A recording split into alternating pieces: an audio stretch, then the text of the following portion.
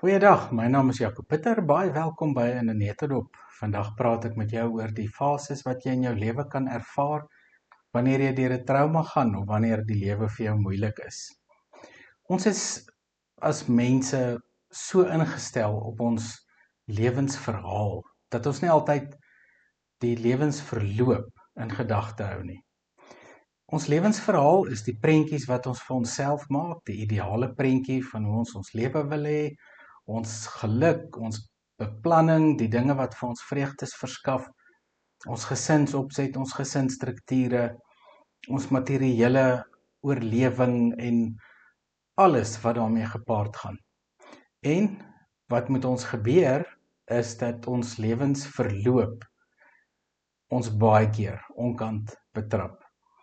Die lewensverloop kom soos 'n motor in die teenoorgestelde rigting van ons lewensverhaal en daar's 'n kop-aan-kop botsing in ons lewe en dan is ons drome in flarde. So ek praat nou van enigiets in jou lewe wat gebeur wat vir jou traumaties is, enigiets wat vir jou as mens terugsit, enigiets wat vir jou as mens vernietigend is, of jy jou werk verloor of afgedank is, of jy geliefde verloor, of jy trauma deurgaan en of jy met 'n gesondheidskondisie sit.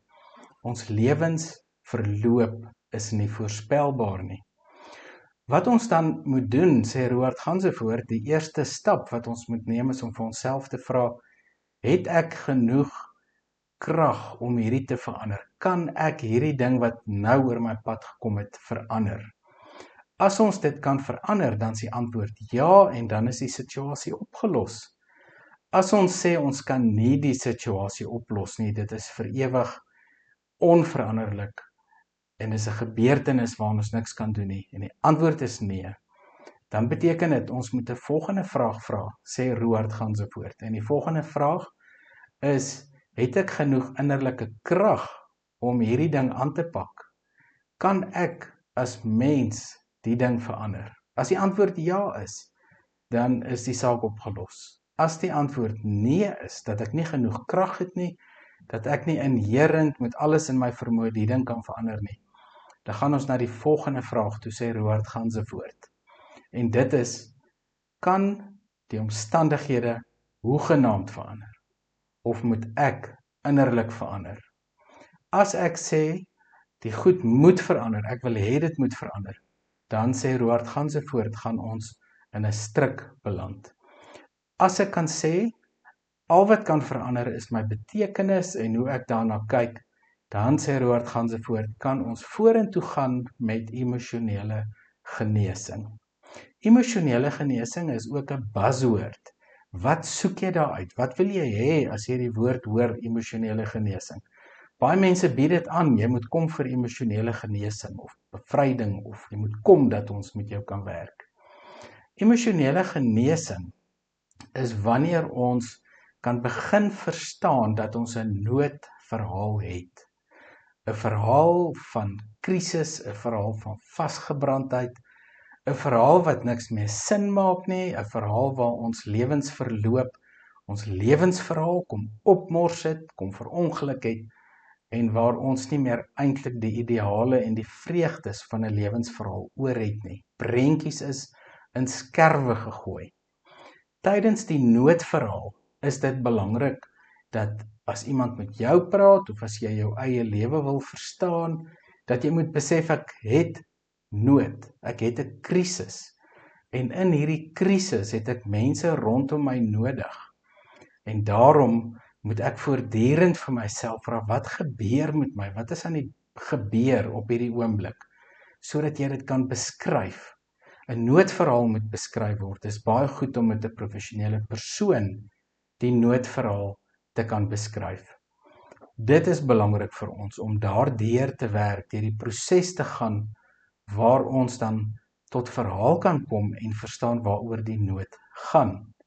Deel van emosionele genesing is natuurlik ook dat ons die verlede verhaal verstaan, gesond kan onthou en nie onthou op so 'n manier dat ons selfsaboterend is of onsself in 'n negatiewe lig plaas of onsself in 'n slegte posisie plaas nie, maar dat ons op so 'n manier sal werk dat ons onsself mooi kan posisioneer in terme van ons verlede verhaal ook.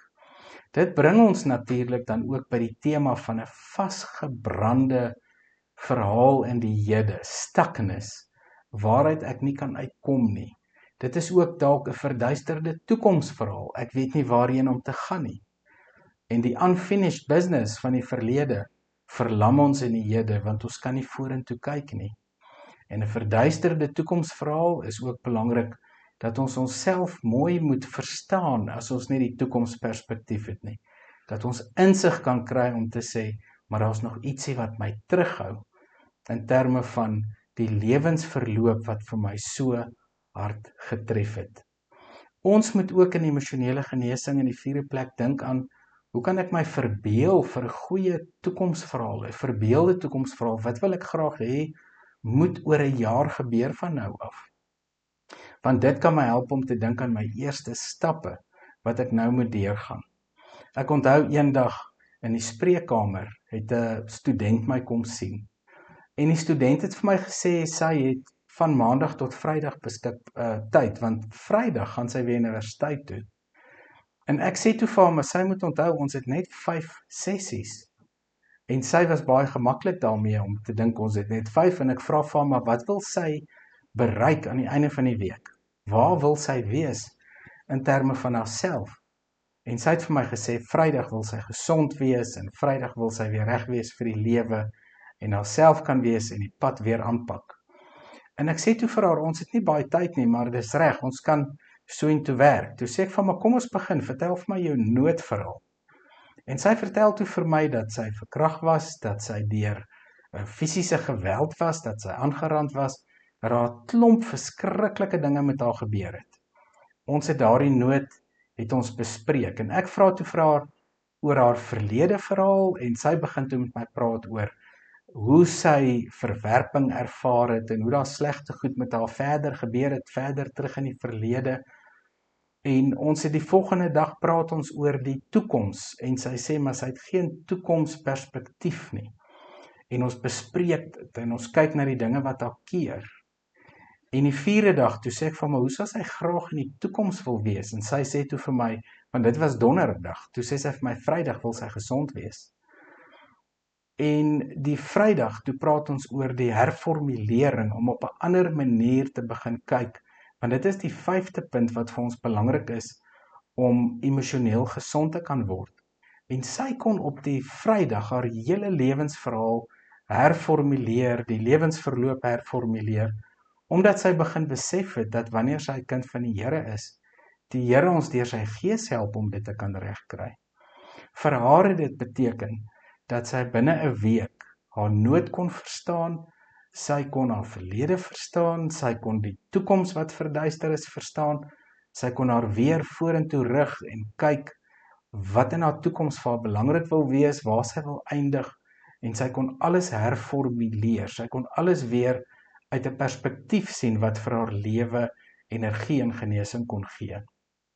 Daarmee wil ek sê, so sy het dit reg gekry om 'n volle verantwoordelikheid te aanvaar vir haar eie lewe. Sy het die verantwoordelikheid aanvaar om gesond te word. Ek onthou 2 maande daarna toe loop ek haar ma raak, en haar ma sê toe vir my, dit gaan so goed met haar dogter, en sy is so dankbaar oor wat ons gedoen het in die spreekkamer en gewerk het, en ek sê toe vir die moeder, ek sê, weet wat, ek het nie veel met die genesing proses te maak gehad nie, maar die dogter self het verantwoordelikheid aanvaar vir haar emosionele genesing. Emosionele genesing begin dus by jouself. Dit begin by jou eie verantwoordelikheid wat jy neem om te begin werk aan dit wat jy innerlik ervaar.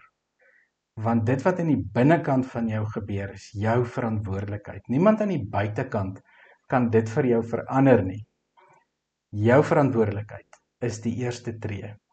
Jy moet ook onthou, terwyl jy die tree gee, die Here is saam met jou. Jy moet ook onthou dat die Here vir jou vertroos en dat hy vir jou help met genesing. En daarom moet jy heeltyd in sy woord riglyne gaan soek om jou te help en in jou gebedslewe jouself toe te wy om afhanklik van die Here te wees, om te luister na sy Gees. Jy het ook mense rondom jou wat jou help. Mense wat regtig betroubaar is, mense met integriteit, wie jy kan vertrou, met wie jy kan praat, wat in hierdie proses ook vir jou help. En dan kan jy, soos jy die proses deurgaan van genesing, besef dat die Here die een is wat op die einde van die dag jou hand vat en dat hy die een is wat vir jou help. Ek sit my e-posadres aan die einde van die video indien jy graag verder hieroor wil gesels of sommer net vir my wil kontak en dalk 'n afspraak wil maak. Die Here help vir jou en die Here seën vir jou en hy's in jou lewenspad ook by jou betrokke.